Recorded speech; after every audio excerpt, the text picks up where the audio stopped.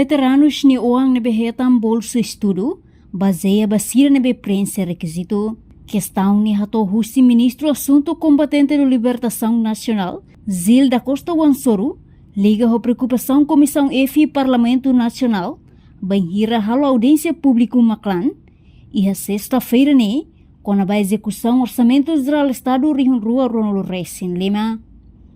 Durante a audiência, deputado no deputada Sira preocupa tebes o processo bolso estudo, husi Maclan niang, baseração patriota Sira, husi Rihun Rua Ronaldo Reis em todo o Rihun Rua Ronaldo Reis em Lima niang. Nune ministro Wansoro explica, processo do programa bolso estudo lau hela, no candidato nebe prensa requisito, mak passa, no hetam bolso estudo.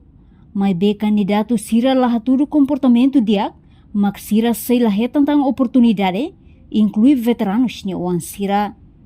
Bolso de estudo regularidade de categoria para aproveitamento. Se houve de categoria três requisitos, né, passava a bolsa de pina fiscal também. Mas de pina do irmão, né, lahaturo, diria aproveitamento dele, para minha vida forma, na rede de vamos já ser, e da mesma maneira, levar de poder dar, quando se levar aí aproveitamento, valor da Omitina 2025, a Omitina 2026, tem valor da publicidade, na verdade significa levar aí aproveitamento da beleza, né? Tu sabe que é uma produto para a beleza, para a educação. Veteranos serão incluídos na nossa informática, escola. Ou iniciar a nível de acesso obrigado à fiscalização com a Polícia do Civil.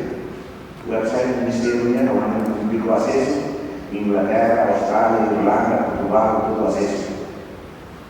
O website do Ministério União lança oficialmente e lança oficialmente em 2024 e se ainda vai vir, se era possível, passando uma relação com o bolso, se era possível, se era website de Miami, aí não ia ser suspeito. Reportagem em Fifanya de Carvalho, Televisão Timor Post. Janela Informação Baema Goto. Atua tem informação atual dia Clio.